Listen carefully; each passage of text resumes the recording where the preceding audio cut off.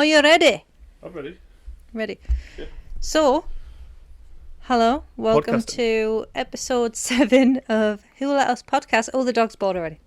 She just yawned. She just yawned. Oh, she's already getting herself into here, man. We have a special guest. So I'm Sophie. I'm Gavin. And this is Lilith, the rescue dog. The rescue. She will be joining us forever. Oh, There she goes really again. bored. Very bored already. God. Sorry if you're listening and not watching. I rescued a staffy. Yeah. So if you want to see her, you're going to have to Staffy. watch it. I'm sorry. That's She's got, really... she got some Chihuahua in her, did you say? No, Jack Russell. Jack not Russell. Chihuahua. Not Because Chihuahua. she's... Fuck, how boring are we? You have yawned 3 times since we started, and you haven't yawned since we got here. So In the last 3 minutes, she has yawned 3 times. However, is it because you want to sit with Gavin on the blanket? do you want to sit with me on the blanket? Do you want to sit here? Or do you want to sit with Nah, me? I just want to sit with my mum. She's like, I'm going to sit with you. Okay, so this is episode 7. Yeah. We've taken an inadvertent hiatus, haven't we? Yeah. Not even intentionally. Just Christmas time. Christmas time, yeah. Busy. Yeah. There wasn't a lot we could really do. Nah. We had a nice Christmas. We did. We had We a had a nice nice Christmas with our family. slightly less chaotic than usual Christmas. So this time around we're talking about Monster, which is the 2003 film about Aileen Wuornos. Written and directed by Patty Jenkins, who she went on to make Wonder Woman. Yeah, Wonder Woman and Wonder Woman 84. Wonder Woman 84 is not very good. The first Wonder Woman I would actually say is decent. The first Wonder I like Woman it. is decent, yeah. It's alright. I watched that at the Warner Brothers offices in London. But yeah, Are so you she going to get made... comfortable or are you just going to sit up and watch it? She didn't... and essentially, other than that, she basically is just made like TV and stuff.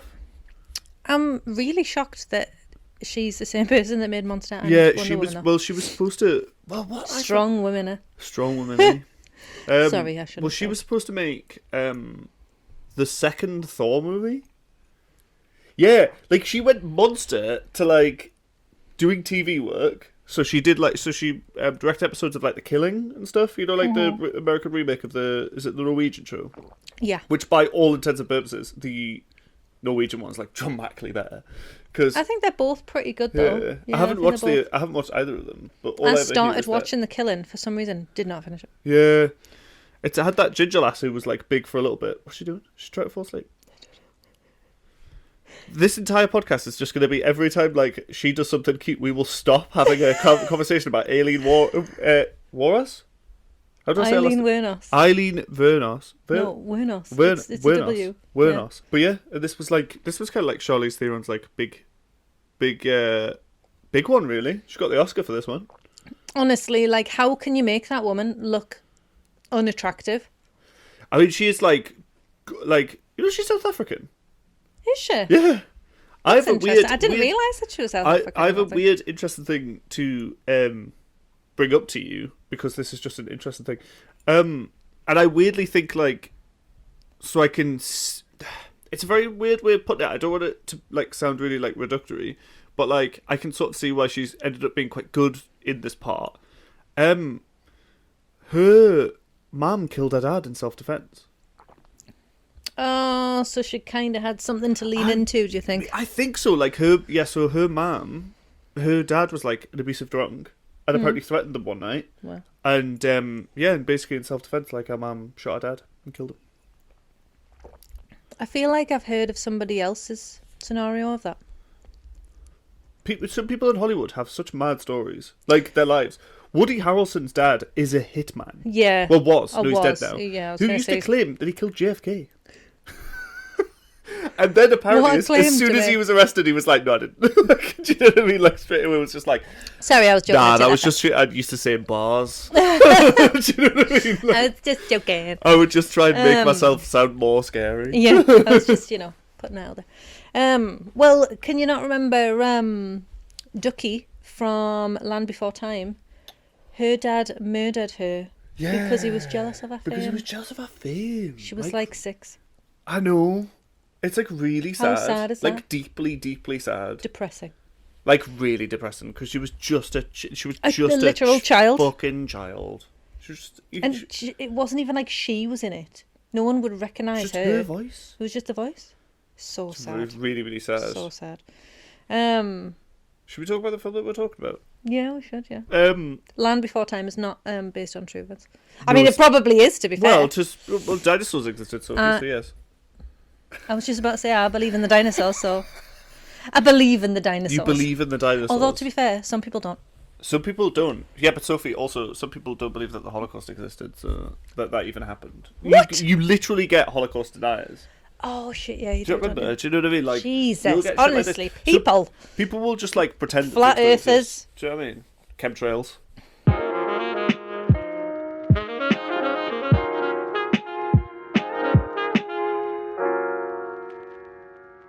Ooh, I need to find my phone, because we're going to get back onto the topic of this film that we're talking about. Well, yeah, we do. I found a review of someone on IMDb that said that they knew Aileen. Oh, okay. That they'd hitchhiked with her for deep dive did you go on IMDb to find this? To be honest, it was one of like the first things I found because it's been liked so much. Oh, okay. Do you know what I mean? Like it's one of those who it's been liked so much. It's really, really long, so I'm not going to read the whole thing. Just abbreviate. But yeah, like this, it just opens with, I spent about 4 hours soul to soul in the back of a pickup truck hitchhiking with her and a friend of mine in Florida. This was before she killed anyone, I believe. And she has this whole thing of like where she basically, this person who has like uploaded this talks about how incredible Charlize Theron is in the role, because what is it? The mood swings Charlize Theron portrays are perfect, as are the mannerisms, body language, clothes, teeth, complexion, hair, the body fat, manner of speaking, that strutting walk, and just everything. It was absolutely uncanny. You never forget someone like that, and then they pop up alive like that again. It was just unreal. Like, I don't know how much I believe, but this is also just like a really long post, and I don't think if someone's lying about this. But then again, they'd put that much effort in. I mean, you just never know. You really just never know. And I could go online now and say that I knew Aileen Wuornos. Yeah, totally. You know what I mean? Like, it would be very easy for me to do that. Yeah, totally. I mean, I just found it like really, really interesting. And I'm a 30-year-old woman who was not even alive by the time that she went to prison. She literally, and I don't doubt that this. There's like bits where she's like, "Oh, she was unreal. She had what I thought was multiple personalities," and just put that in like quotation marks. She has been diagnosed. Really, just to she would laugh 1 second, cry the next. She was like a big, tough, hard-ass girl of 8 years. 8 years? Oh. She told me about her childhood abuse, the horrors of being a prostitute and taking beatings and abuse from men. She mentioned living in hotels. She didn't seem like too much of a drinker or a druggie. I just thought she was deeply emotionally disturbed. In those days, we would have said mental. My friend and I were a couple of happy middle-aged college snowbird guys on Christmas break. Oh, this must be a bloke. She had about the worst kind of life anyone I had ever met. She was only about 4 or 5 years older than us, but looked twice our age. I mean, she had a fucking hard life. When I thought later about the hand she was dealt compared to mine, you better believe the religious feelings and tears well up. They still do. I can't bear to watch the movie sometimes, or at least parts of it. Like, if that's true, that's kind of wild. Like, she did. You know what though? I would love for that to be true, and for I really kind of hope it is. For that to it sounds like a good story, if not true. Yeah. You know what I mean? Like that's pretty cool. Yeah, I am. It's weird though, because she did live such a horrific life. Like, I know people are like, well, you know, bad things happen to many people, but sometimes a lot of bad shit happens to people, and you can understand how they would snap at some point. I think, well, I told you this in the car when we were driving over, but I cried at 2 different scenes in this film. What did you cry at? Come on, so hit me with it. I cried at, you know, the bit when she reveals to Christina Ricci, who, you know what it is? I feel like maybe because she's I hate Christina Ricci in that film. Do you? Because I actually think she's quite good at that role. No. Do you think she's really bad? The first time I watched the film, obviously the name is changed from our actual girlfriend's name. So our actual girlfriend was Tyree Emua. Yeah. Obviously she's Selby in the film. When apparently I watched the film, most of that's like made up in terms of how she was as a person. Can you let me finish? Yeah, sorry. When I watched it, I finished that and I was like, wow, Christina Ricci did not portray her well at all. I was like, that is not how... Because I'd read about Aileen Wuornos. I knew about Aileen Wuornos before I watched the film. I watched the film a long time ago. And I was like, God, like how I had her imagined in my brain was not how Christina Ricci did that role. And I was like, what the hell? So when me and Adam were watching it last night, and I was like, I wonder why they changed the name. I went on, and basically Tyria Moore didn't want her characterization at all to be in the film. And then I was like, now it makes sense. Yeah. Because that's not Tyria Moore's story at all. Because Adam was going, is this true? Is this true? And I was like, no, that's not true. What, like in terms of like the religious just her girlfriend at all? Like the whole thing is just like fabricated essentially. Yes, obviously she had a girlfriend, but that pretty much like even the breaking of the arm, like to that extent, it's all made up, completely all made up. Right, okay. And I was like, I didn't realise, obviously for so long, I didn't know that the first time I watched it, that was why. I hated her so much. Yeah. But when I watched it last night, I was like, oh, now that I knew that, I was like, that makes so much sense. But also, she's a petulant child, and I hate her. She's a weird little petulant child. Like, she uses Aileen Wuornos in that film so much, even though she tries to play the victim of being used. No, absolutely not. Yeah, she literally... Aileen Wuornos is coming to her, just literally like, look, I'm not gay, I don't want anything to do with you, blah, blah, blah. I'm just trying to have a drink and pass some time, essentially. Yeah. Get out of the rain. And then Christina Ricci, I know I'm going to call her Christina Ricci the whole time, is like, no, it's fine, no. She basically like wants to befriend Aileen Wuornos. Yeah. I'm not sure why. Aileen Wuornos was not an attractive woman. She was maybe not like a woman that you would look at and think, I want to be friends with that woman. Yeah. You know what I mean? So that unusual in itself. But she does. And then obviously they're like a typical lesbian couple where they're like moving in with each other overnight. Yeah.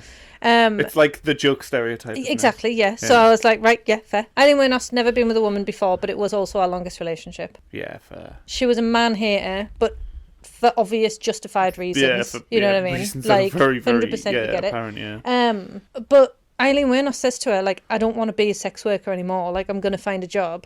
And then she can't find a job. She's got no money. Christina Ricci's not finding a fucking job. Yeah, no, she doesn't. And then she's just like, you know what? You just go and fucking sell your body again. Yeah, and I was like, go back to hooking. That's what she said. She's like, why don't you go back to hooking? Well, that's like, it. What? I'm not being funny. But if you've got that much of a fucking issue with it and you didn't want it to be that and you wanted her to better herself, don't send her back to it just because you ain't got any fucking money. Yeah. Like, she does not try to find money. No, it's she wants to be a kept woman. Oh, yeah, right, okay. So and then she's going on like, oh, because I'm hard up. No. It's like, you don't have any money for Aileen Wuornos to be with you for anything other than the fact that she actually likes you and wants a companion in life. So before we got on this tangent, the two scenes that I cried at, you had to kick off about Christina Ricci, and I get it. At one point, I turned to Adam in the film and I was like, she's a fucking petulant child. I was like, I actually hate her. I'm sorry. So the scene just irritated me. The scene where she tells her, like, she tells Christina Ricci that she killed the first John that you see are killed in the film. Shit, that was upsetting. It's so when she tells her that she goes through all. She kind of like talks about a lot of the. But I think, to be honest, that thing I see in the way Charlize Theron does her performance is what I've seen in other people who have like where people will like trauma dump, like especially people with neurodivergency and stuff like that will tend to trauma dump onto people and stuff like that. But when she's telling her about all of because she tells her that she's killed this John, and then she just like starts talking about the awful things that happened to her, but she talks about them in that scene in like a very emotional way because she's telling her about the fact that she's killed this guy. But she also, there's like a scene like later where she's like in the car and Christina Ricci's like driving and she starts talking about when something really, really awful happened to her when she was really young, but she does it in such like a blasé way. And I'm like, I've literally seen people do that. Like I've been with people who have like told me like quite deep personal trauma. And they've done it like that. Do you know what I mean? And I mean, it's their life, though. Yeah, so it's like. But I just think like a lot of I don't know. I just kept thinking of like a lot of other actors who would have done that so differently. They would have, they would bring up the emotional side of it. But what I found so kind of powerful about Charlize Theron's performance, she kept it authentic to Aileen Wuornos. Yeah, I guess, she keeps it super authentic, but also like incredibly relatable in that way of like, you know what. Bad shit happens to people and you try to do this thing where you like try to push it down, and people will do that thing where I've seen people like, especially when people have been like trauma dumping before, and you get that look on certain people's faces where they look like scared when they're hearing it. Not scared, like I don't know how to describe it. There's like a look on their face of like, I wish I could take that away from you. Yeah, but you can't. But you can never take it away. That's it. It makes a person. It's happened. It's happened. Like, it's over. Do you know what I mean? And you know what it is? It was that scene when she's talking about trauma. I got really fucking emotional, and then I literally wrote down a note, and it was like, who the hell was there to look after her? Who was there to help her? That was like what. One of the notes ultimately, absolutely nobody. Nobody. Like, she gets punished, and literally, like. I mean, you know, this is all spoilers anyway, but like, she was executed, and she had such a horrendous, awful life, and nobody tried to look at. Like, I don't know. I got a very, very similar thing. I don't know if you've ever watched, because I know you want to watch Twin Peaks, but I get a thing. I love Twin Peaks. Literally, the only tattoo I have is a Twin Peaks tattoo, because I'm a fucking nerd. But they did a film. So there's the TV show, which is all about Laura Palmer, who's been murdered. The fire thing. Fire Walk With Me is the film. Yeah. In like after the first half an hour, the whole film is about her before she was murdered. Right. And the whole film, I spent the entire film, like every time I've watched it, like so emotionally invested in her story, because I feel like I want to reach into the screen and help her. Yeah. Like, I feel like I want to like. But that's a very like a father figure kind of thing. It's maybe. No, it is. I learned it in when I did the sex work module at uni. It's got a name, but I don't have before. It's got a name. I can't remember what it is. I'll try and find it after.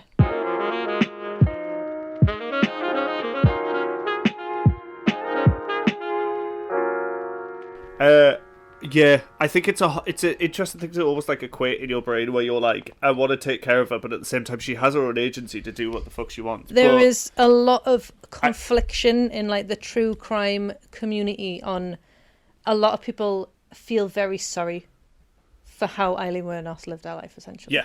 Because without so much trauma in that woman's life, would she have gone on to be a serial killer? More than likely not. Yeah. Because without that trauma, she would not have. There's a bit, actually, which I'll tell you now, because I found it really interesting.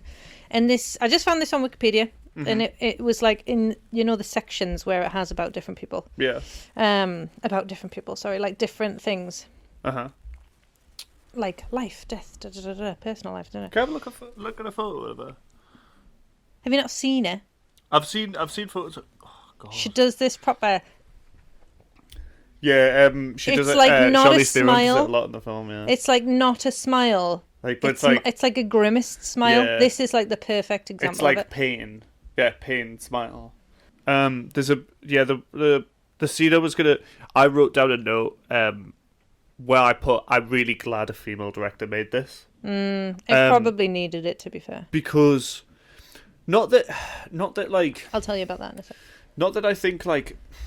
It's kind of a hard one to say, because I've watched films that have been made by like male directors who have like a lot of empathy and will not just put things on screen to almost like shock. That scene with the first John that she kills is incredibly tough. Like where he like ties her up and stuff like that and sexually assaults her. She described a scene like that in court. Yeah, and it's awful. Yeah. But I feel like maybe this is almost like judgmental of like male directors, like, because there is a lot of male directors men. that I've watched, men, but like of like male directors who I've watched who would have the empathy to. It's very, very. I think it's all implied and it's very restrained. Like, actually, when you look at it, like there is no. You know exactly what's happening, though. You know exactly what's happening, but like everything is. It's that angle which they've used, which is like. Genuinely, probably the most sensitive angle to shoot that from. Like, to not sensationalize it. I kept being like, God, if you cut to other angles, the other angles are like, you basically see, like, her naked arse. You would see stuff like this, and you would see things... And I just kept thinking, like, the angle that they've used is the most sensitive one, because we understand what's going on. Like, we understand everything that's happening. And it's the most... Everything that's suggested is like, oh, God, it's horrible. Like, it's... I think the angle, because you're lower as well, like, he has the power. Yeah, and he has the power obviously within until that scene, the angle does shift, and then it's on her. It does shift, but like, I'm really, really glad it was like a female indie director instead of like somebody who wanted to like show how brutal the killings were or some shit like that. Do you know what I mean? I mean, they weren't really. She shot them, you know what I mean? Killed, like, she she didn't them. bludgeon them or hack them up or anything. She just literally shot them and left them in the woods. And that was really the extent to what she did. It's interesting how the story's kind of tread. The story is not tread. She's tread with so much sensitivity by the story. And actually, like, it really wants you to know her. Yeah. And I think because of that, it means that, like, when the killings start happening, you understand where she's coming from. I think the film is very much like trying to understand her. Yeah. And actually very, very sensitive to her position, because you would get a lot of people who would think she's like evil or whatever. I mean, I don't know if she knows if she knew if she was evil or not, to be honest. It was that, and then it was like what was the other scene I cried at that really, really like... it was when she was about to put her on the bus. Oh, and she's like full-blown sobbing. That's not film crying, that's like a real person. Like, you know, when when you've been around people and it's just like, this is like, they are excreting this pain from themselves. And it's like, it's not like film crying where you know, a single tear, and it's like, oh my god, my life's been so hard. Crying, like, isn't it's it? like that's, you can feel the pain like leaving their body. Their body, like, and I just think, no wonder she got the Oscar for this one, because she's fucking mint in it. She is good. She is, and to think she wasn't particularly well known before it as well. I think this was basically her like big one. That was, hold on, let's find out and see what she was in before this, because I don't think there was much, but I think it was one of those where like you knew she was known for being stunning. Yes. And then she was in that, and you were like, she still is, is't she? Like, that's not changed. Do you know what I mean? Like, she's still I absolutely know, but gorgeously beautiful. and then she was in Monster, and you're like, what the fuck happened to Charlize Theron? You know what I mean? Right. Is that me? You know the whole right. Best way to describe it. Words. Her skin is very blotchy. It's just freckles and that, really. Yeah. Charlize Theron is like. Psh. Yeah, very like clean skinned and stuff like that. Yeah, I mean, can you imagine how long she probably had to have makeup on her? Yeah. To make her look like that. Here, so she was in The Italian Job. Nothing massive, to be fair. Nothing huge. Astronaut's Wife. To be fair, though, she was in The Astronaut's Wife. I don't with really know what Johnny Depp. Right, okay. Johnny Depp's an astronaut. He goes to space. He comes back and he's like been replaced, kind of. Yes. He's like, there's something weird. And he gets her pregnant and she's like, oh my god, like, I'm going to have an alien like child. Super Rosemary's Baby, you know? Yeah, very just from space. I'm sure I've watched it in like, I'm sure I watched it on like BBC One. I'm sure at, we like, must have watched 1 in the morning. I think we did. Oh, she's in one Mighty time. Joe Young. Oh, About the she's in gorilla. Mighty Joe Young? Yeah, she's in Mighty Joe Young. So she's not in a lot. Yeah. And I mean, this was the The one that like Astronaut's Wife is propelled her 5.4 on into IMDb. being known as like a great actor. Yeah. This is the one that really did that. Yeah, I think. Devil's Advocate she was in. With She was in that Keanu thing Reeves. You Do. We She literally was just in that spoke thing about you do? this, yeah. We were talking about this the other day. Children of the Corn 3. So she was in a lot, but She was it in wasn't stuff. like massive stuff. She was never. She was always like side characters. Yeah, and stuff she like was that. never the role. focus. You know what I mean? So Whereas she's got so much star power now. Like she can. well, if you she think can right produce, after like, that, she had Aeon Flux, which is obviously a she was the main role in like an action sci-fi-ish made by type thing. made by a director called Karen Kusama, who I'm convinced has like a really terrific film in her, but I didn't ask. she just keeps doing stuff. But I'm being another. I'm convinced she's going to do something really, really good one day. But- She did The Invitation, which is a pretty cool horror movie. Oh, I've seen it. It was on Netflix. Yeah, the one about where they turn up to that house, the dinner I party. think that's a weird one, right? Because it only tells you that it's a horror film about an hour and 20 minutes in or something. it's an odd one, but I did quite enjoy it. Our friend, he listens to a podcast about the evolution of horror, I think it's called. Right, okay. And that was going through home invasions, Right, okay. and they had that as one of them. It kind of is. I was like, it's not, but I like that they've put it in that category. Because where else can you put it? Why are we talking about this film? I don't know. Because I started talking about Karen Kusama. Oh, yeah. Right, anyway, let's get... cool, though. Can I tell you about the psychopathology model on Wikipedia that Yes, it says about Aileen Wuornos, which is interesting about what we were saying before. So it says, according to some specialists, she's been diagnosed psychopath, borderline personality disorder, antisocial personality disorder, all the above, with psychotraumatic past, which obviously. But it also says her traumatic upbringing, including physical and sexual abuse, have been partially linked to the development of a borderline personality disorder. Right, so okay. ultimately, if those things hadn't really happened, like there's a good chance this all would have a lot happened, of this stuff essentially. wouldn't happen. Is there anything else that you want to mention before I would probably say I think I've seen better versions of this film. I think it's good. I think, but not of Aileen Wuornos. No. I'm talking about like films like with the same kind of tone. Oh yeah, the same kind of thing. But I think obviously they're recreating that life. I think it's a well-made film about her life. About her life. I would say, if you don't have that central performance, this film does do the without standard Aileen beats. Wuornos, it's nothing. Yes, it does. It does. No. I mean, I kind of more mean like Charlize Theron.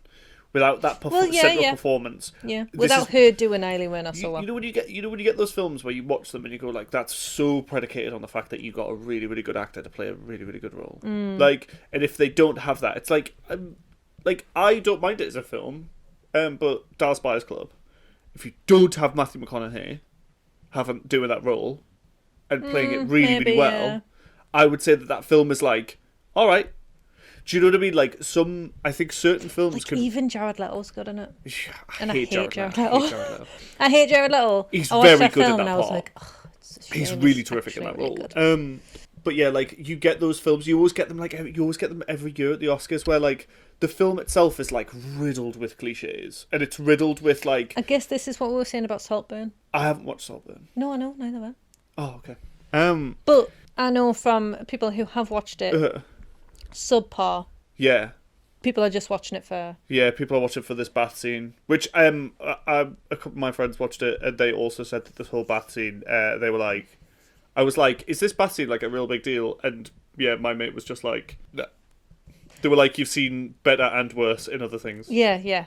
Well, I seen a funny thing, actually. I seen a TikTok this morning, and it was like, if you think that Saltburn is crazy, you should look at these films instead, kind of thing. And this guy just goes, no, we don't think it's crazy. We think Jacob Elordi is hot, and we think Barry Keoghan is hot. It was like, don't think that there's another reason that we're watching this. Like, that is why. I don't have a clue what this bath scene's about. Do they have? Is it like a gay love scene? Is it a gay love scene? No. Jacob Elordi is. I don't know if I want the spot because I kind of want to watch it. I do think I'm going to watch it. Do you want me to tell you what the scene is? I have not seen it. I don't think I should have asked. I don't think I should have asked. I think I want to watch it. I think I'm. I don't think I'm going to be surprised by any of it. No. I don't think I'm going to be surprised by a single thing. No. It's also just another very upper middle class person telling me what class is. Do you know what I mean? Should we talk about Monster instead? Yes, I liked it a lot. I thought it was like... You know what? It's a good film. It's a good film. I give it 4 on Letterboxd. Yeah, I think I've seen some of the reviews that I read, because I don't read the Rotten Tomatoes, because Rotten Tomatoes is shit, because it's a shit aggregator. But Metascore's a bit of a better aggregator. There was things of people, one of the reviews, I can't remember who it was, said films don't get much darker than this, and I was like, oh no, what are you talking about? What are you talking about? To be honest. I've seen darker films. I've seen weird, it was oh, it doesn't get bleaker than this. I'm like, yeah, it does. Yeah, it literally does. I've seen some incredibly bleak films. Literally does. Yeah. Bro, go watch Come and See and come back to me. Do you know what I mean? I haven't seen that. Your joke was wasted on me. It's just a depressing film. Depressing war movie. Well, there you go. Horrible. It's all meant to look like one shot, and it's just about this kid going through just awful traumas. Just horrible. But yeah. So yeah, I quite like this a lot. It's a good film. It is a good film. I think she's really good in it, and I think it does a very, very good job of allowing you to see what traumas led to what she did. Yeah, it's a bit more real, isn't it, than other serial killer films? It shows you some of the more tougher stuff that she did. Yeah. Where it's clearly very wrong, like the last guy that she kills. Yeah. Because and that. But I think that upset me a lot as well, that scene, because she's never known. I think that is really sad. She's never felt, especially obviously I'm coming from the perspective of the film, remorse, but also like she's never. It feels like within that scene, she's never had someone who's like really truly just been like, I want to just try and help you. Yeah, I can see that something is up, and I just want to help you. I think that death is ultimately kind of because she has changed her mind. I'm saying she has passed away. She was executed literally the year before the film came out. 2002. Yeah, 2002. So when she first got arrested and when she confessed to what she'd done, she basically said that every single one of them was in self-defense. Mm-hmm. She's potentially killed 7. I mean, who knows if there would be more. 6 bodies have been found, I believe. There's a potential 7th that they're unsure of. Right. Okay. So she confessed to these killings, and she said that every single one of them was self-defense, and that every single one of them was like an attempted rape on her. Which, you know, as a sex worker, for as long as she was working, to have had 7 attempted rapes within that like year, I can believe it. 100%, yeah, I would believe it. Yeah. But at the same time, the woman also changed her mind. And then before she was executed, so there's 2 Nick Broomfield documentaries. Yes. This is the one that Lol will all. No, there's 2. My mate Lol. No, these 2. Yeah. Because she loved him. Yeah, so just after she was arrested, she did the first Nick Broomfield one. Adam was like, why is this man talking like that? I was like, oh, it's Nick Broomfield, the very famous documentary maker. One-toned voice. Yeah, like, one-toned man. So then Aileen Wuornos did this, and then she did this. And that is literally it. He's made some of the best documentaries, like the Whitney Houston one. Fantastic. Yeah. I can't remember anything else that he's made right now. Whitney Houston. And the 2 Aileen Wuornos films. So he made the one in 1992 when she was arrested. And then he made one in 2002, which was just before she was executed. And that one, he had to go for a court trial because her lawyer at the time, she was adopted by this woman, right, when she was in prison, just before she was tried. What, by a lawyer? No, by a woman. She was adopted by a woman? By a woman. She was adopted by this woman. And this lawyer acted as her agent for, like, with the Nick Broomfield thing, because obviously he wanted to interview Aileen Wuornos. Right. But this woman who had adopted her, she was getting a part in it. The guy who was a lawyer, he was getting a part in it. You know when they do those adverts and it's like 0800, I don't know, like Santa, you know, if you wanted like a Santa to come to your party or something like that. Okay. The advert for this lawyer was like, you may as well have done 0800 lawyer, you know what I mean? Right, okay. It was very so like very that. Better Call Saul type. Yes, exactly. Yeah. Very Better Call Saul. Probably better. Yeah. Better Call Saul. Saul was probably better, and he was a fictional lawyer. Yeah, fictional lawyer. Yeah. So this lawyer basically wanted 25 grand off them to do this interview with Aileen Wuornos. Which she was obviously never going to see any of. Well, what Nick Broomfield was basically saying was that he thought the Son of Sam law was still in, but apparently it wasn't. I don't know enough about the Son of Sam law. Basically, the Son of Sam law is that you can't make money off being a fucking serial killer, essentially. Right, so, okay. You can't sell your royalties to your life. Yeah. So Nick Broomfield, he did the Whitney, Can I Be Me, sorry, which is great, can I just say. It's a very good documentary. He did the Aileen Wuornos ones. Oh, he did a Biggie and Tupac one, that's quite good. Right. He did a Kurt and Courtney one, also quite good.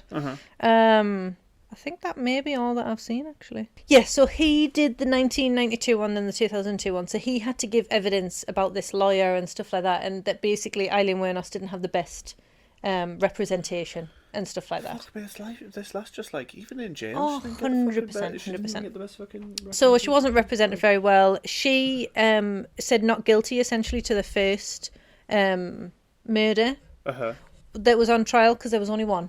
Right, the first one. And then for the next 3 or 4, I think it was, he told her to plead guilty, essentially. Right, okay. But there was no deal option. So she got 6 life sentences. So she got 6 death sentences. 6 death sentences. Why? And in her words, she was like, how many times can you kill us? Why do people spend so much time on death row? Because I don't understand it. Honestly, why was she there for 10 years? Honestly, I don't understand why they're there for so long. I've never really understood it. Realistically, The only reason... What, we've got to schedule in the date in... we're going to get you scheduled in... I think it's... 6 years? How's that sound? We'll kill you 6 years from now. I know, it doesn't really make sense strange. of why they're on for so long. I don't get it. Is it like so that they have like time for like appeal time? Well, I would imagine so, but then do you not think that they are guilty of the crime that they committed the first time? Is that not why you've sentenced them to death? Yeah, it's such a capital punishment is a hard one. Like, I don't really agree with it. I don't. It's not an eye for an eye. It's really not, and I think like I get how and also like people how many would times feel so for it. I get it. I just don't think it's the right way to. But also, how many times has like new evidence come in Exactly. that basically has exonerated people? Exactly. And they've died for a crime that they didn't commit. Exactly. Like at least if they are still in jail and like say they're doing that life sentence, if they're exonerated, they get out. Do you know what I mean? Like, see, it's not always. Oh, Christ. Yeah, which is crazy, but that we could have a long conversation about this. The logic is that they get exonerated, but that they get exonerated and then they get out of jail. Even though someone could go, I did that doesn't mean that you get out of prison. That's wild. It's crazy. I mean, to be fair, it's also a thing of like... It depends on the state and stuff like that as well. Since marijuana has been legalised within certain states... There's still so many people in jail. So many people in jail for marijuana charges. For something that is now legal. That is legal. Yeah, makes no sense. No sense. Take those people out of prison. Just get them out. Like they should essentially no longer have a criminal record. If you've decriminalised this thing... Yeah. Okay, well, you need to get them out of jail then. We could go on about this all day. Do you want to know about Aileen Wuornos' real life? Yes, do you want to know what was wrong about the film? Go on, tell me what's wrong with it. So she didn't know her dad. She didn't know her dad. He killed himself when she was around 13 because he molested a child and went to prison for it. Yeah. Christ. But it wasn't her. He didn't molest her. He didn't know her. He went before she was born. Right, okay. So she never knew him. So you know in the film where it's going on about her my dad's friend. Yeah, that didn't happen. That didn't happen? No, because she lived with her grandparents, who she did believe were her parents until a certain age. Okay. But it wasn't her dad. So I don't know if they're just playing on the fact that she thought that these people were their parents. So it was her and her brother. So she doesn't have brothers and sisters. She had a brother. She had a brother, yeah. Our mum got pregnant at 14. No, met her dad when she was 14, sorry. Got pregnant at 16. Gave her and her brother up very quickly to her grandparents, within months. And then them two grew up thinking that the grandparents were our parents. She had an incestuous relationship with her brother. Right, okay. Mm-hmm. She obviously didn't know that our grandparents were our parents until there was something that happened. I can't remember what it was. But either way, she started trading sexual favours for cigarettes, foods, little tidbits, etc. around 11. Right, okay. So not great. Yeah. So, like I say, our father was never in the picture. As I say, also a convicted sex offender. He killed himself. He hung himself in prison. Right, okay. Our grandfather, this is all of this stuff essentially is according to Aileen Wuornos. Obviously, we know about her dad, but everything else is essentially like how she has told it. To her, yeah. Not that I'm saying that it's not true. Just, you have to remember this is all from him. All from. So our grandfather had been beating her and raping her for years. Right, okay. Okay.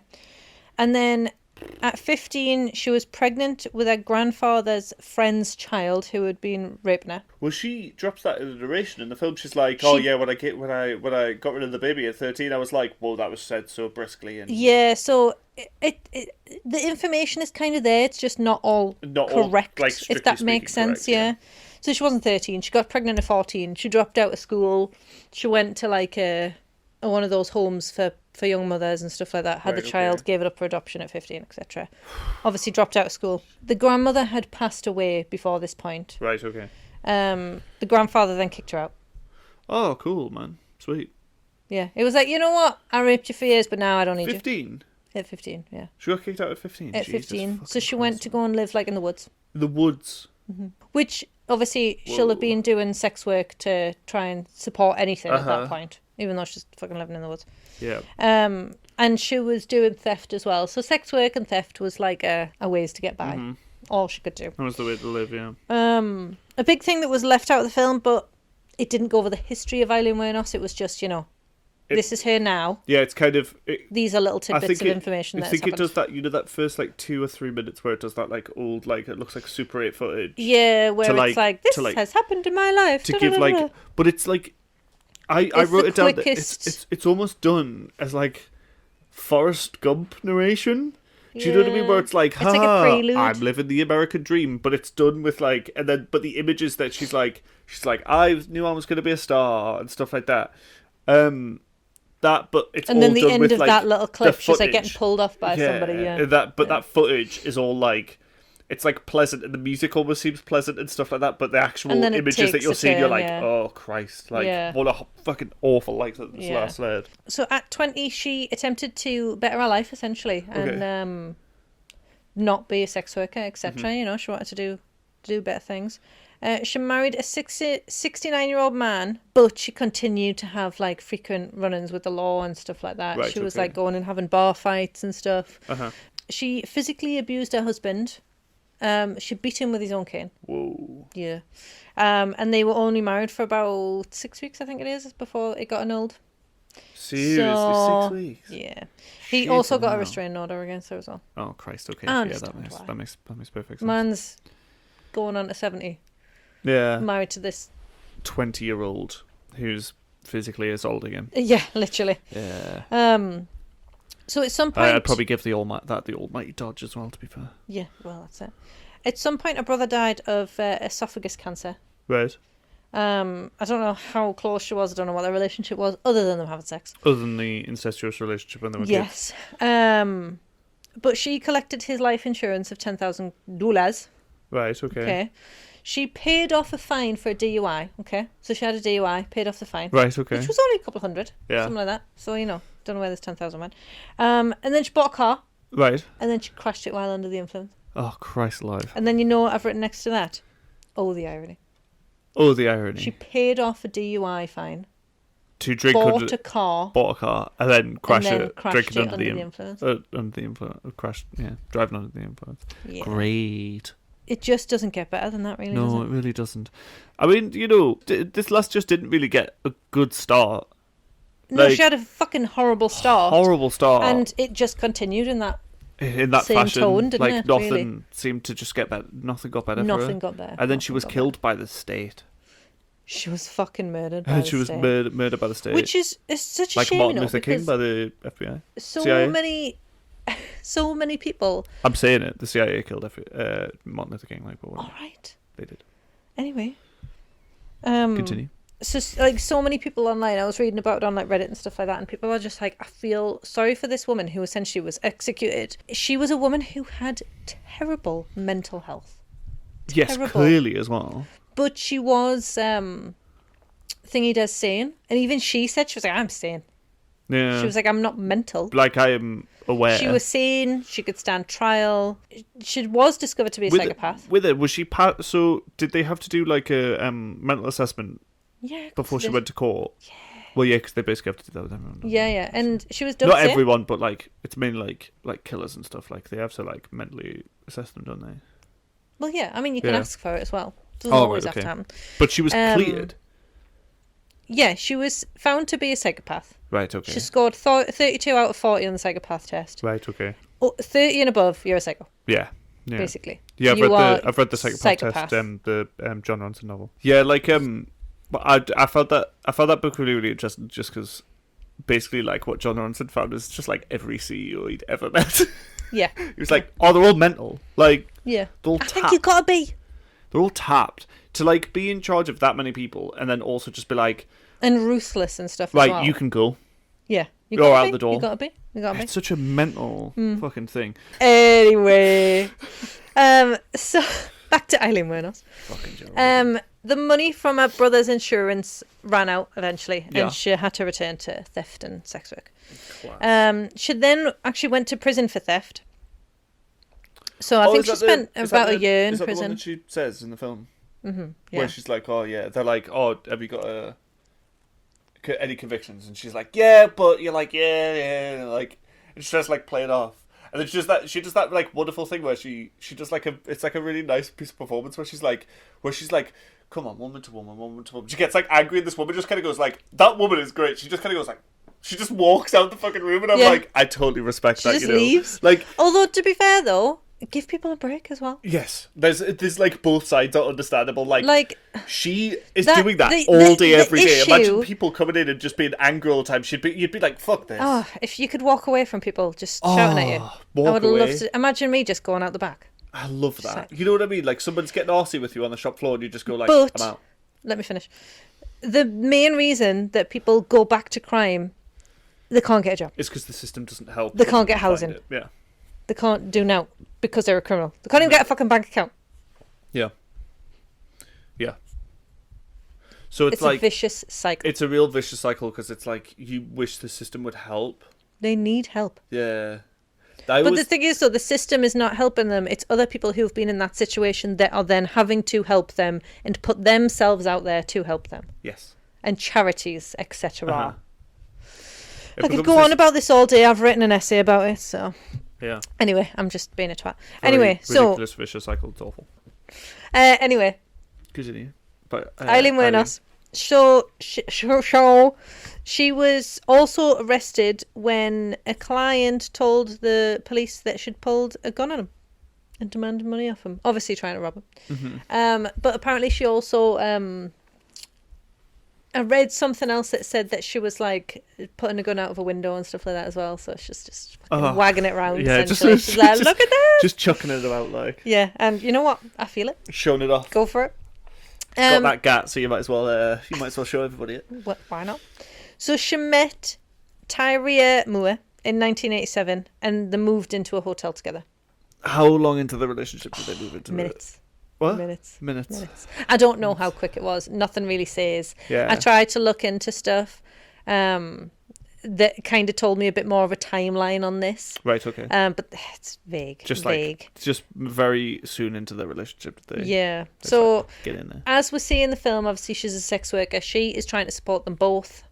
Apparently, Tyria Moore had like drug habits and stuff like that, so she was trying to support that sort of stuff as well. Christ alive. You know, she's got big burdens. You know what I mean? So many big burdens. Trauma, burdens, trying to support a girlfriend. You know what I mean? Like, there's a lot going on in this poor woman's life. And honestly, all she's trying to do is make her the best of it. Like, realistically... But we shouldn't be waggling that gun around, though. Well, no, of course you shouldn't. Yeah. Of course you shouldn't. Of course you shouldn't. But also, sometimes... But also, she had no good examples. No, she had anything. no good examples for anything. I mean, look at the life she's lived. Yeah. You know what I mean? I think that was Why would she do it? That was the real thing I got from, I think, the film specifically, that I was like, I came away with like so much like empathy for her. Yeah, like, it's hard for me. I'm very on the fence with it. Do I feel sorry for her? Do I also think like you could have not gone down all of these routes as well? But you know, it's hard to know definitively whether it was these personality disorders, like whether, you know, it's hard to say I feel sorry for her, because there's also a lot of me that doesn't feel sorry for her. Yeah. But then there's also a lot of me that's like, fuck, like, look at what happened to her. I think that's the thing, though. I think it scares me. You would tell me about certain people that you had on like your course that would have like no empathy, and they'd just be like, this person's a bad person. Yeah. I think anybody that could look at another person and just be like, they are a bad person. Yeah, like, it's like, crazy. What's going on with you? What ivory tower are you fucking sitting in where you think you're like such a terrific person? Like, I just think. Well, that's it. Like, nobody's perfect, and I'm not saying that. Obviously, you can judge Aileen Wuornos with the same. Nobody's perfect. Yeah. But she had a fucking shitty life. Hard, tough, like really, really awful things happened to her. Yeah, like 100%. And without those things, she wouldn't have probably killed people. Yeah. I think I. So do I feel sorry for her that all those things happened? Yes, I do. Yeah. Do I feel sorry for her that she potentially, because I would never say that she definitely killed everybody in self-defense. I think it may have started like that, or it may have ended like that, or at some point it may have been self-defense. But why did she start then? That's what I want to know. Yeah. You know what I mean? Mm-hmm. But that rape scene... Where was the shift? Exactly. Yeah. When did it snap? That rape scene that she goes through in the film, like the first murder, she does talk about that type of rape, essentially, where she's like sodomized, and then obviously she's like vaginally raped and whatnot. Not by him, by like an object in You know what I mean? Okay. And that, I feel like, is that scene in the film. Like, that's Yeah. what they are depicting. And that was kind of the turning point for her. But you just don't know. Yeah. Has that happened to her before that?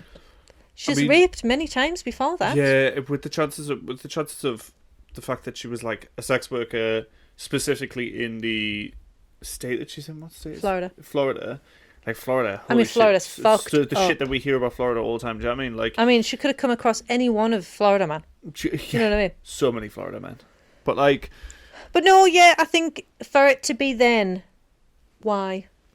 That's what I have to ask myself. Where's the autonomy in when she did it, why she did it? But it's that thing of like, you can question about whether it's like, is it just this one, or is it like straw that broke the camel's back? Do you know what I mean? Like, is it straw that broke the camel's back, which is just like, holy shit, this has been happening to me all my life. Yeah. Like, yeah. do you know what I mean? You just Like, don't know, do you? You just don't know. And obviously, also, who are we to as well make like guesses as to like? No, but as to you can her never mental state really know what happened. You can't even take her word for it. Yeah, that always becomes like this very, very scary thing that when you have one of the things, again, like I'll give the film, is that I don't think at any point I could turn around and say that any of it was like particularly sensationalized. I think like I think it was handled pretty well. All of it is handled, and I think like with pure empathy. A good director, the one thing they should have is empathy. Like, the main thing that they have. I always go back to... I've told so many people about this. And there's an interview with Martin Scorsese. Somebody's done a supercut. No, it was a Red Letter Media did the supercut. They were talking about Pain and Gain. You know, the Michael Bay movie with fucking The Rock? It's shite, right? Absolute shite. We started it and it was... Like, and also, like, these men, like, they, like... extorted money from people and murdered people for money. Yeah. And the whole film just treats them like a bunch of fucking idiot, like muscle-bound idiots. Like, that's like the whole like premise, and that's why it's like a dark comedy. Mm-hmm. But it's almost like he watched Wolf of Wall Street and didn't understand it. Like, he saw like because there's like a whole thing. There was like an interview with Martin Scorsese where he was talking about Wolf of Wall Street, and I think this is why we always talk about him being like a great director. Because he has this whole thing where he's in this interview and he's like, he was like, I've always hated this thing of like, I couldn't be that person. Like, I wouldn't do that. He's like, because you don't understand the set of circumstances that they grew up in. You don't understand the certain circumstances that were unless you live the exact same life. Yeah. Unless you live the exact same experiences, you cannot. He basically was like, you can't turn around and say that I wouldn't have done that. Yeah, you can't. And then it just cuts to an interview with Michael Bay, and Michael Bay on Pain and Gain is just like, oh yeah, well these guys were just a bunch of fucking knuckleheads, and you're like, that is why your film is bad, and that's why he made a good one, like because empathy is like one of the greatest tools. It's like tarnishing, like with one brush. It's like, because you're a knucklehead doesn't mean everybody's a knucklehead. Just doesn't mean that they're all, and it's this thing that becomes like this like beautiful kind of wonderful thing. I honestly think like one of the biggest. That's why I'm a huge Martin Scorsese fan. Like, I can't really help myself. I understand that a lot of his films are like proper red flag films. Like, I understand if a man tells you his favourite film is Goodfellas, run away, women.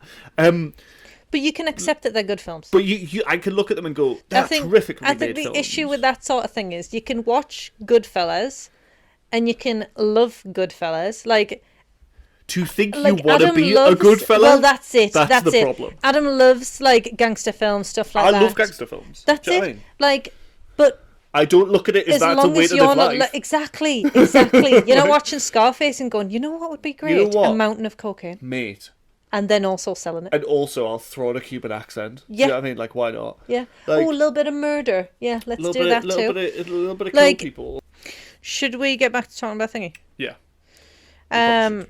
Yeah, like I want to finish this soon. Yeah, so, same to be honest. Like I said before, she killed 7 men who were her clients while working as a sex worker along the highway in Florida, as we have already discussed. And that was between 1989 and 1990. So it really was only like a year long. She was arrested in 1991 in the January. She started the murders in December 1989. So it really was a year, like a year, year and a month or so. Yeah, you know. And then this source that I was reading said that Tyree, our girlfriend, was obviously a lover, but also a partner in crime, which I would probably believe to an extent because I know that she knew about the murders, or at least one or two of them. So like but I kind of don't like in the know film how where far you she's can say aware. She's a partner. Yeah, she's aware, but she's not like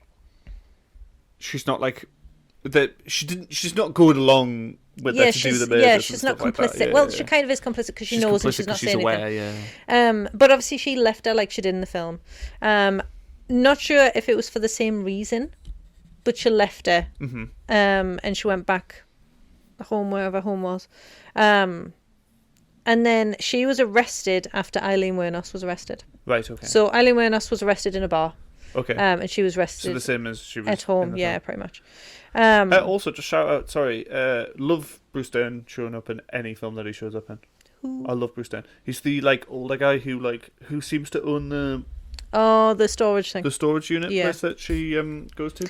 I like his character, actually. I feel like she needed more people like that in her life. But he was probably not even a real person. I don't know if he was a real person. I feel like she's very much a lone wolf in life. But I feel like she could have done with more of that man. Yeah, just that man multiplied. Bruce Dern. When she thinks he wants to have sex with her, I was like, he's protecting you. I love Bruce Dern showing up and stuff. He's getting used a lot by Quentin Tarantino now. Like Quentin Tarantino keeps bringing him back into movies because he was like a big Western star. Like Laura Dern. It's Laura Dern's dad. Oh, I can't remember who she is, but I know the name.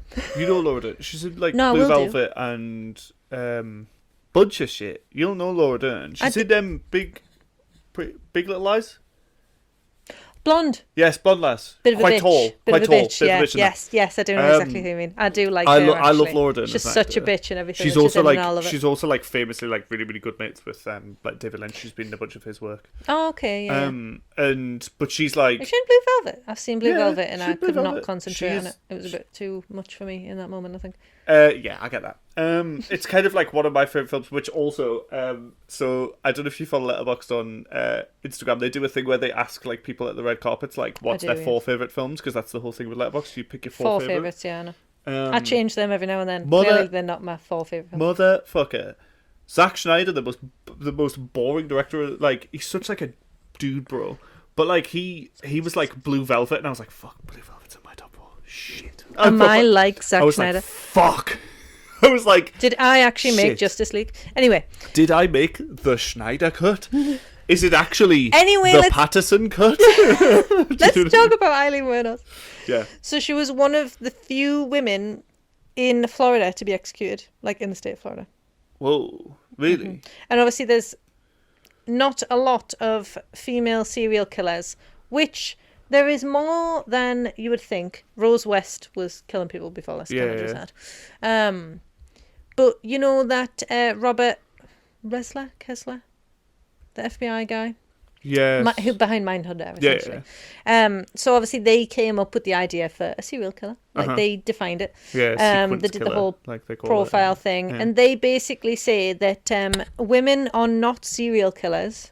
Aileen Wuornos was, but women are not because they usually do it for like financial gain. So you know where you've got like there was a woman who killed people who rented a room in a house or something like that, essentially just to get their rent.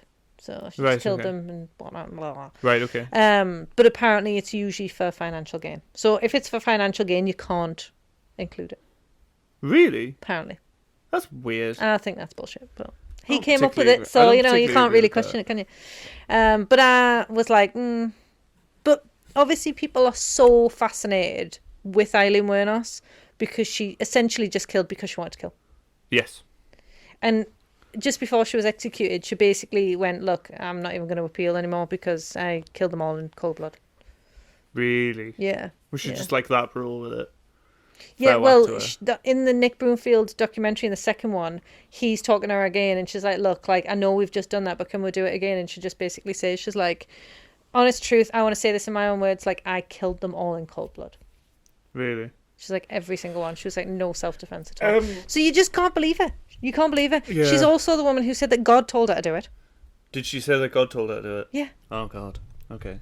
Exactly. Oh, God. Yeah, I know my mate Lol, like, she loves, she proper loves, that does Nick Broomfield, documentaries, because she said that, like, she said, like, it's very, very clear, like, she doesn't get lots of empathy from people, and she opens up when people give her empathy.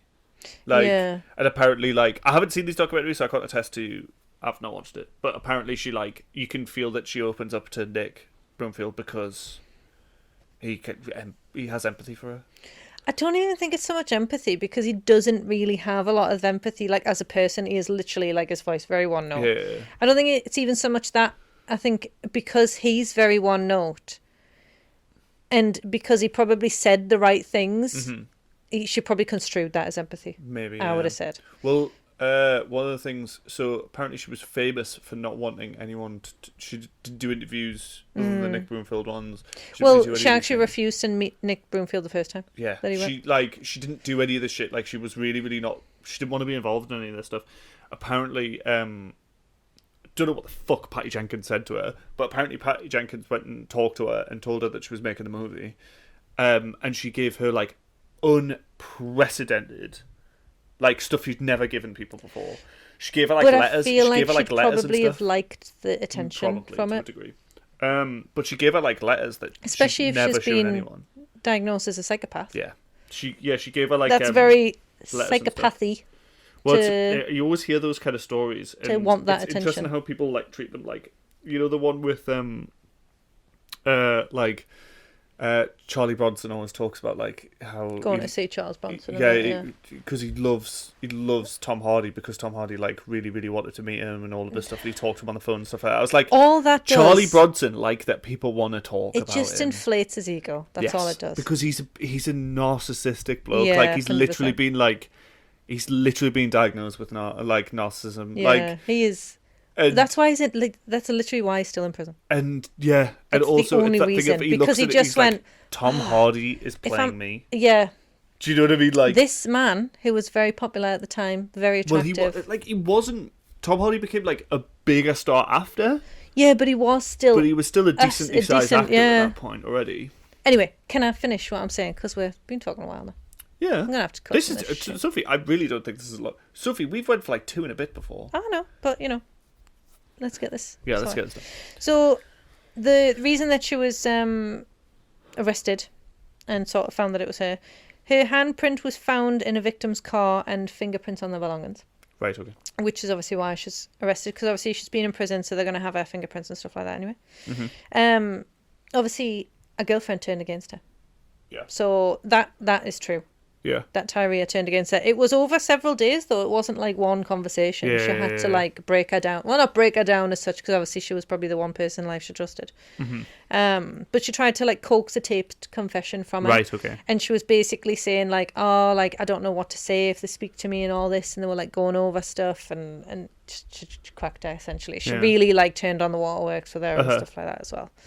In the film, that is the most basic version of that scene. I've seen that scene in so many films. You know, that one where they're like on the phone. Oh yeah. And it just does this mid shot of just the person. Then it does that like it does that like to the police. Yeah. The police are all in the room. Like, it does that thing that always happens. And I was like, this is the most basically staged version of that. Yeah. I was like, I've seen that scene in so many films. I was like, yeah, that's basically like the playbook on how to do it. Like, yeah. There's no extra style added to it. No, that's you know what I mean? Like, it's just so like basic. It's just like shot, and then part of the way through the conversation, when she can feel that the shift is happening, you just pan around. Yeah, literally. So, oh, the police are sat there? What are the chances? So she did that to work with the police for full immunity. So she did not go down for anything. She didn't go down for shit. No, which, I mean, she was essentially an accessory. Yeah. Because she knew about it. Because she was aware of the murders. But did she do any of it? You know what I mean? That's the question. But clearly the police didn't care enough. They just wanted to arrest her. What do they do when it's like you're like gangsters who are like affiliated with, because well, this also just shows how racist the justice system is. It's like that thing of like they brought in that law for the Bloods and the Crips, where there was like a whole thing of like, if you were affiliated with that gang, you essentially could just be pulled into cases that you just like weren't essentially they just wanted to put more black people in prison. Yeah. Because do you want to look at the statistic of black people in prison over white people? No, you don't. No, you don't. Anyway, so not because I deny that it's a thing. No, because it's Just 100% just the because thing. it's really depressing. Yeah, it is really depressing. So she went on hunger strikes and stuff like that in prison because she was paranoid that she thought that people were contaminating her food and people putting like bodily fluids and whatnot into her food. But it looks like in the course of like a prison time, her mental health deteriorated like really badly. So the whole stuff about saying in cold blood, you just don't know what to take for gospel. You know what I mean? If that's just like she's been beaten down by the prison system by that point, and she's just like, look, she has 100% been beaten down by life, let alone like prison life. system. Yeah, you just don't know. Like that's just a later part of life. Like, but it's just that thing of like, is she just like, fuck it? Do you know what I mean? Like, well, that's it. Who cares anymore? Like, I'm going to die anyway. They've told me I'm going to die here. Yeah. So, well, that's it. Obviously, she was sentenced to death. Once in 1992. And then she was later sentenced to 3 more death sentences. 3 more death sentences? Mm-hmm. You know. I'm not surprised that she came up with that. That quote's pretty good. Die 4 times. Yeah. I know, like, how many times can you kill me? How many times can you kill me? She was just like, I'm done with it by now. She was diagnosed as a psychopath, like I said, during the trial, as well as borderline personality disorder. Mm-hmm. It's not hard to see that. It's really not hard to see that. Yeah, I know what you mean. And yeah, the film came out about a year after her execution, but obviously it would have been started to be filmed and stuff by then anyway. And yeah, I think they'd done like one of the things is like she'd done all this like research and stuff. So this is why I don't know if I can fully agree with your thing of like, oh, like the attention is because she must have known that she was like nearly getting executed by the time she was like helping out Patty Jenkins, and she was giving her the letters and stuff like that. I think she loved it. Honestly, I do. I really do. Because you think it could be then about like legacy. She's trying not to be seen as like the villain. No, because she was doing that anyway. She was saying, like, you have to watch like at least bits of the Nick Broomfield documentaries to really sort of see what she was like, because there's so much footage of her in those, and you can just tell. You can just tell, honestly. Like, it's funny because I've wrote it here. When she was sentenced to the 3 death sentences, she was shocked. She didn't think she was going to get the death sentence. Or maybe it was for the first one. Whichever. One of the court trials, she got the death sentence. She didn't think she was going to get the death sentence. She didn't think she was going to get put to death. And she basically tells the court that she wishes that their whole family were raped. And then she goes, in the ass. And she's a rape victim. What rape victims do you hear of wishing rape on someone? Yeah, I mean, you know what I mean? You can feel the switch in her, and then the next second she's going, you can put a rape victim to death and all this, and you're like, you just wish rape on everybody in the room. Yeah, you know what I mean? Like, those personality switches and the mood changes, like, it's is that not symptomatic of like BPD and stuff like that though? Well, yeah, of course it is, but it's also like, and trauma has probably caused it to have some trauma responses. Well, yeah, obviously. Do you know what I mean? The woman's just been sentenced to death. Yeah. But like, that's the flip. You know what I mean? That's just how quick she can flip. Yeah, she can flip. She was just sat there getting a sentence, and then she stands up and just says that she wishes rape on everybody and their kids and their fucking husbands and wives and shit. Yeah. And you're like, oh, Aileen, you're not helping yourself. Yeah. You know what I mean? Yeah. And I think for her, she is 100% trying to get the point across that she is a victim in this, and she is. She is a victim. Mm-hmm. But she's also, on the flip side, the very quick flip side, she is the biggest antagonist in our life. Yeah, it becomes that thing of like, but she becomes the trauma. It's a thing that is like that repeating cycle that happens a lot, where it's like cycles of violence and stuff like that. Yeah. She's in it. She's already been in it. She's going to continue to be in it.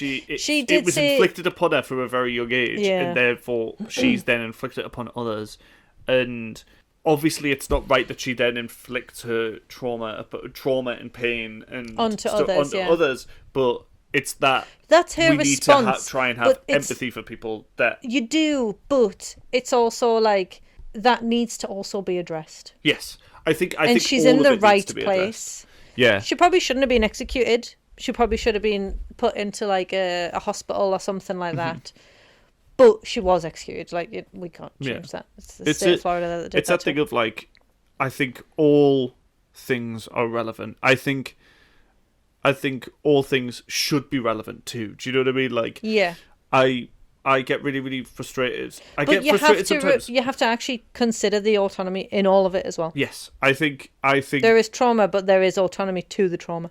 I think sometimes it especially happens, like, maybe with stuff like TikTok and stuff like that, where people go by the most simplistic version of things sometimes, where they go like, this person did this, so that makes them an awful person. Yeah. And I think sometimes, like, I understand that, like, cancel culture and stuff like that, but, like, sometimes there is so much context to be sifted through when it comes to a person's life. Growth. Like, when it comes to a person's life, there's so much context. Mm-hmm. There's so much context to you, there's so much context to me, there's so much context to everybody. And I think, like, people do that thing where they go like, all right, well, they did an awful thing, so I hate them. Yeah. They made a comment.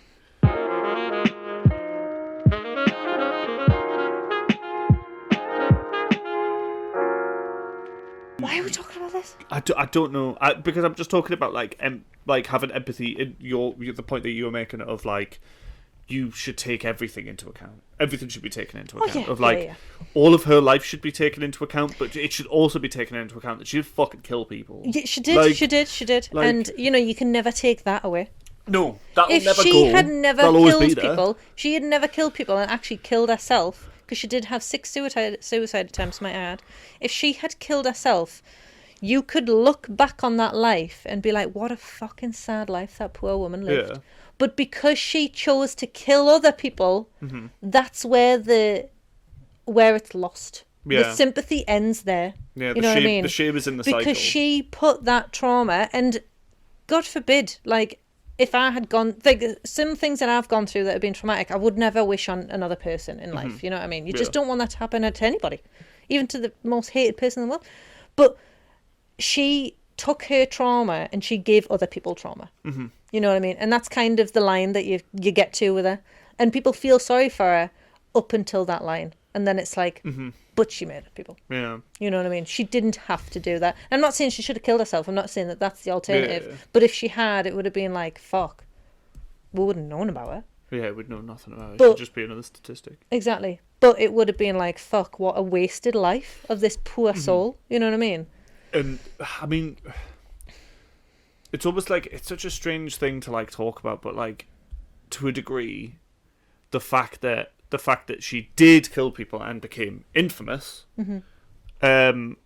Has almost brought light to her story, mm-hmm. Her past story, and also people that have dealt with similar traumas and mm-hmm. similar things and stuff like that.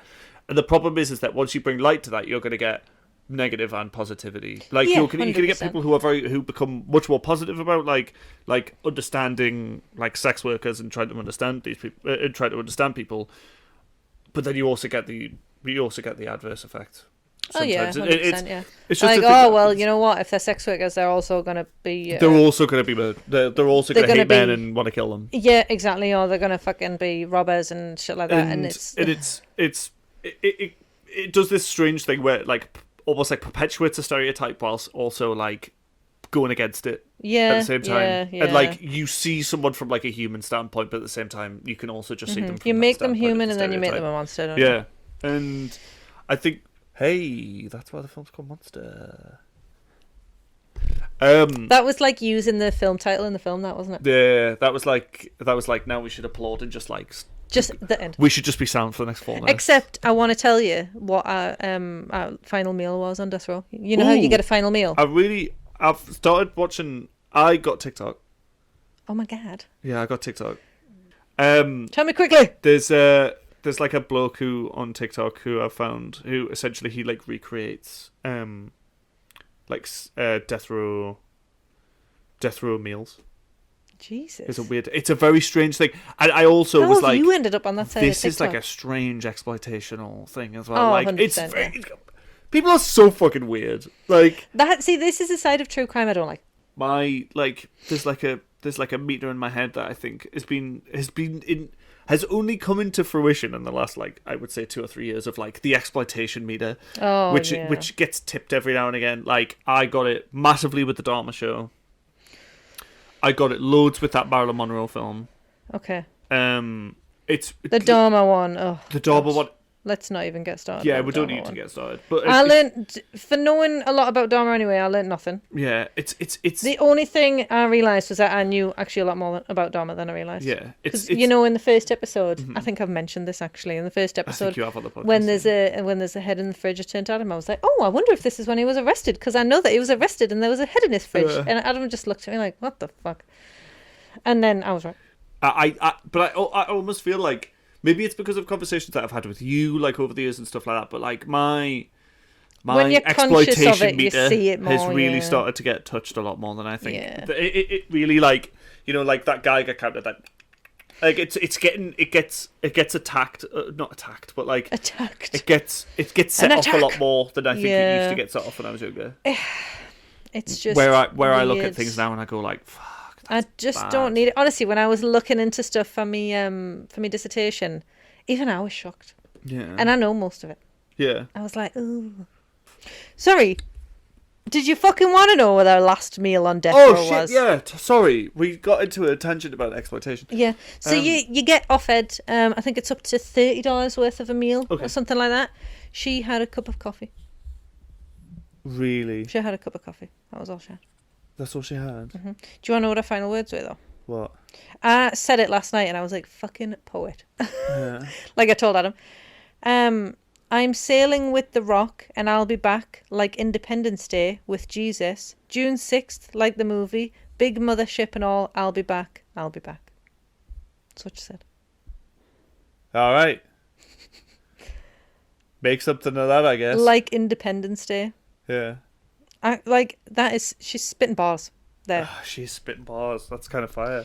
But she was executed at 9:47 a.m. Second woman in Florida and the 10th in the United States to be executed. Since capital punishment was restored in 1976. Fucking hell, man. America's so fucked. But that is Aileen Wuornos. That's the information that I have to tell you. That's monster. I found it. I forgot, right, while I was watching the documentaries. I didn't watch them all, like, in full or anything like that. I stuck the second one on while I was making my tea, and then I stuck the first one on while I was doing my research. Wasn't fully watching it, but I forgot how chaotic it all was. Yeah. I really did. And I was like, because I'm just not remembering Aileen Wuornos every day of my life, I forget this, and I'm just like, wow. Yeah.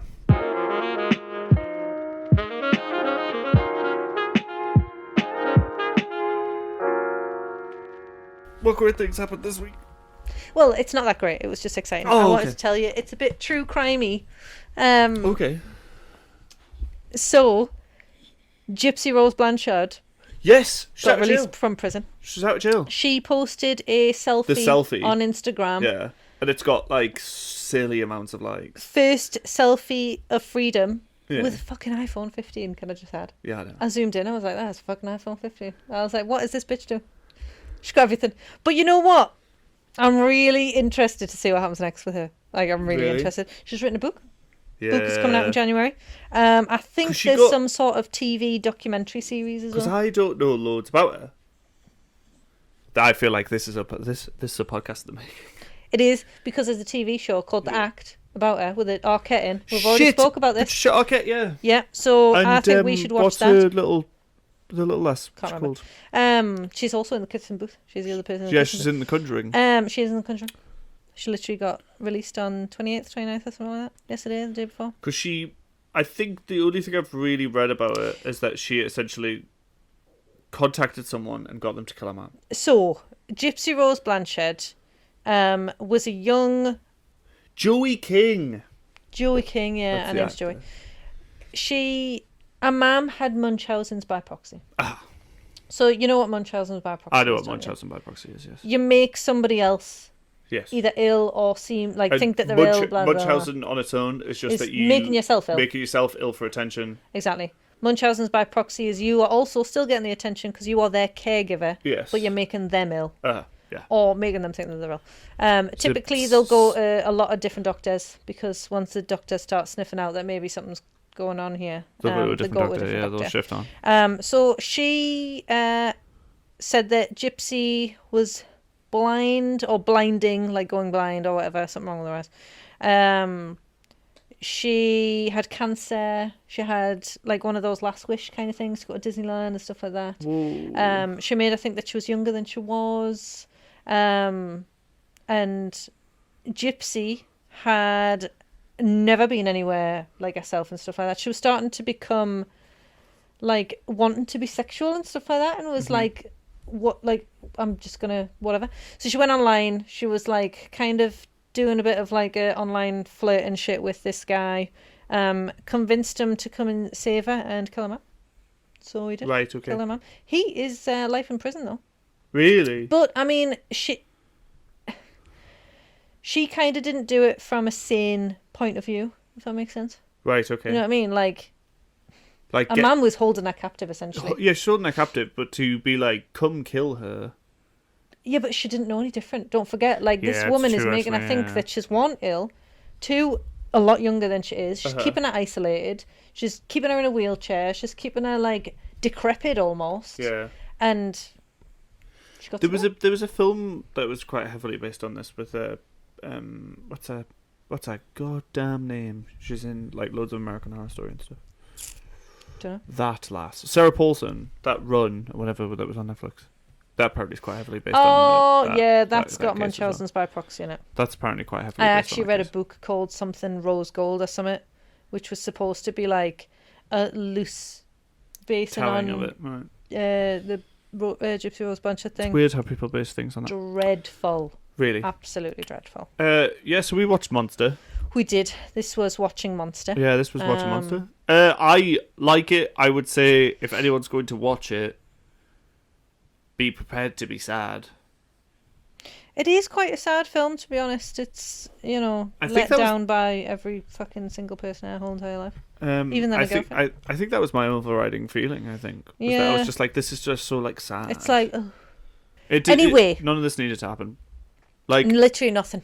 I feel If people were nicer to people in life, didn't abuse them, didn't sexually assault children. I both feel very, very sorry for her, and also wish she didn't do the things that she did. Yeah. It's a bit of a tough one. But yeah, good film. Yeah, that was watching Monster. Ta-ra. See you next time. Bye. Bye.